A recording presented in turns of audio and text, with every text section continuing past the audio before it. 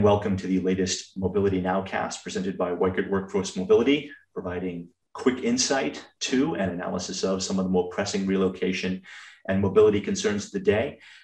June is Pride Month, and this is as good a time as any to take a long look at your employee mobility policy to ensure that it is at its most inclusive and reflective of all the various increasingly diverse demographics of employees. It's good for your company and it's good for your employees. It ensures that everyone has equal access to the career advantages that relocation brings. And leading our discussion on creating an inclusive policy is Laura Levenson.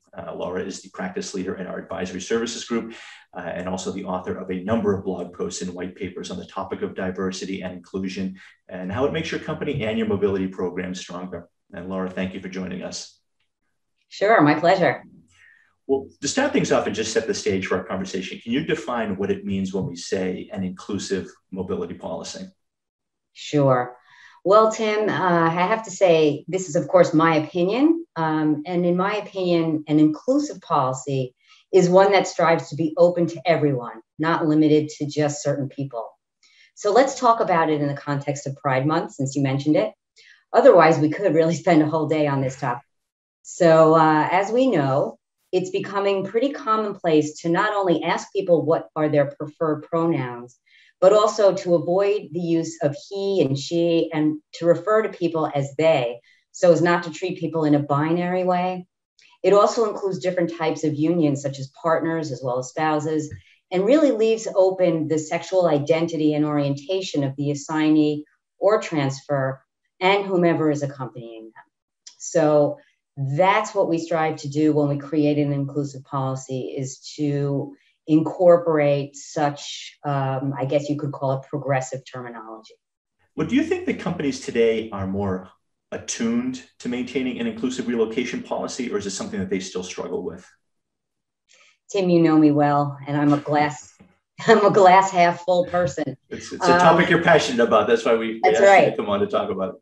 So A, I'm a half full person, and B, it's a topic I'm passionate about. And I do think that intentions are generally very good. But I also think that most people over the age of 30 are really struggling.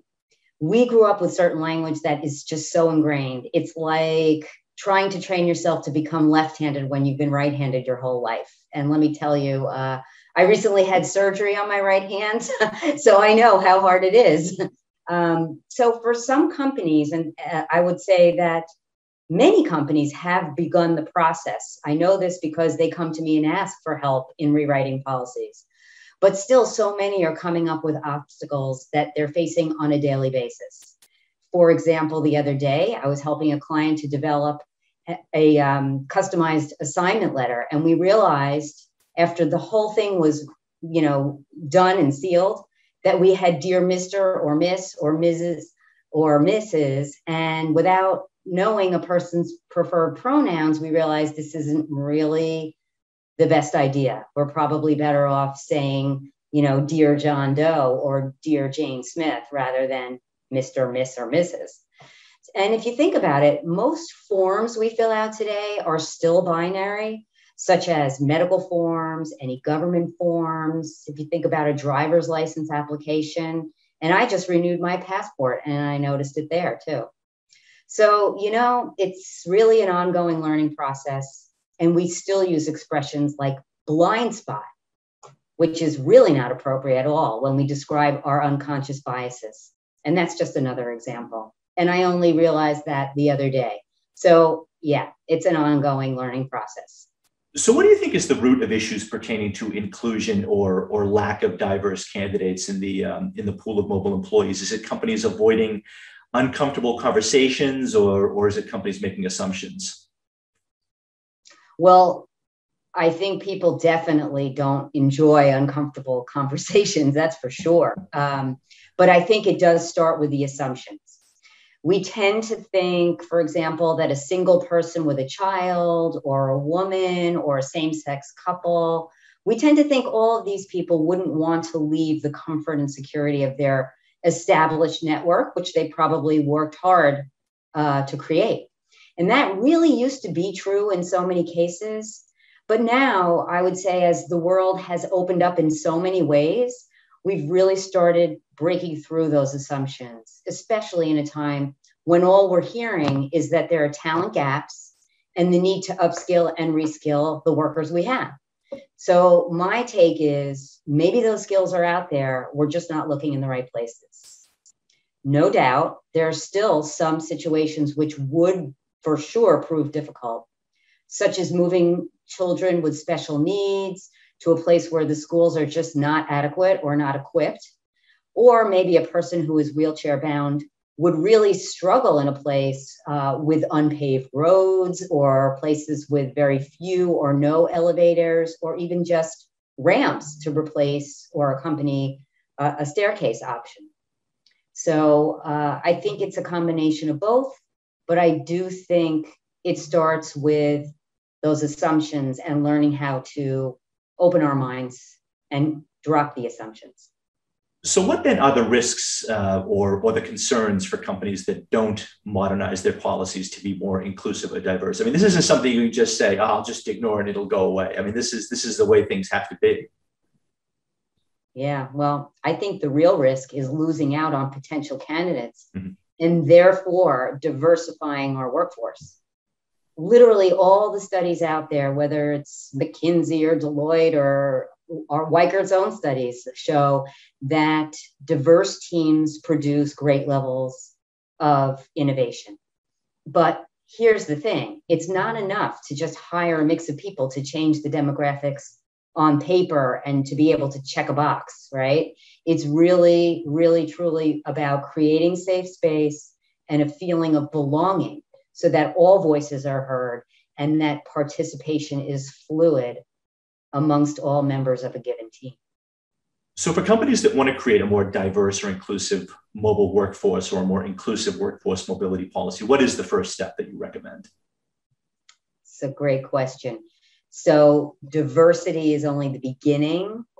You for sure do need to take that step of trying to hire a more diverse workforce and quote unquote, to you, quote myself, check the box. But to establish a feeling of belonging and inclusivity really has to start from the top, working from the top down, which means having the buy-in of leadership to promote this concept where diversity is not enough. It's about inclusiveness and belonging. And if that is promoted throughout the organization, I think you have a really good shot at being successful. One of the ways to do that is, once that's sort of been made clear through the instruments of internal marketing, as an example, you could consider doing a voice of the customer survey, anonymously finding out what employees really want and need. And then, of course, you have to be committed to an adequate response to that, right? So if what you learn requires an investment in process change or maybe a financial investment, the company needs to be ready to do that, because there's nothing worse than asking for people's input and then not following through, right? So in that voice of the customer, you may ask questions like, is it more training? Is it opening opportunities to more people? Is it establishing a mechanism by which people can raise their hand for opportunities? Is it more flexible schedules? Is it more flexible policies? So with this type of information, I think companies can and would be well served to add in some flexibility to their mobility programs. And then I think they would see not only a more diverse workforce in the mobility space, but also a feeling like, wow, the company wants to hear my voice. The company wants me to speak up, and here's my opportunity to do so. That's the inclusivity piece. Okay, so moving on to our final question. When we talk about inclusiveness, we tend to think of race or gender or sexual orientation. Are there any demographics that fall under the full scope of this term that companies might tend to overlook? Another great question. And I did qualify at the beginning that I was a bit focused on LGBTQIA, which are the newer letters in the acronym. But that doesn't mean it's limited. Of course, not. It's just that we only have a limited time here. But the ones that come to mind the most, in addition to those, would be, of course, people of color and people with challenges, disabilities, not just mobility on 2 feet. It could be hearing or vision impairment. It could be neurodiversity, learning disabilities, and more. And by the way, not just the employee. It's not just the employee who we need to consider. It's the accompanying family members as well. And very sadly, I have to say that one of the biggest issues is mental health. And it's really an area that's still very much stigmatized, probably the most stigmatized of all areas of, we'll call it, difference.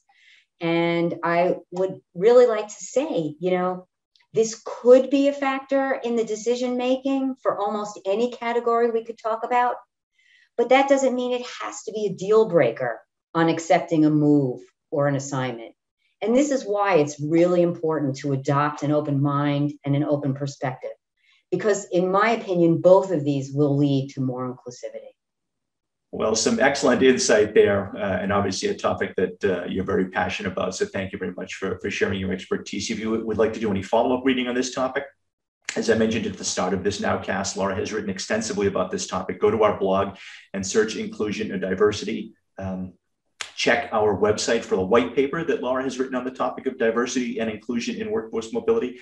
Her work is all over our website. I thought we just heard Laura's cat there. Laura's cat has been kind of at bay. We thought he might make his presence known during the recording, but he has not yet. And I'm actually kind of sad about that. We could have used a little feline intervention. He's standing right there looking at me.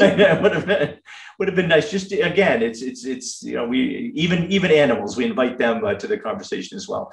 But Laura, thank you very much for sharing your expertise with us today. My pleasure. And to our viewers, thank you for joining us, and we'll see you next time.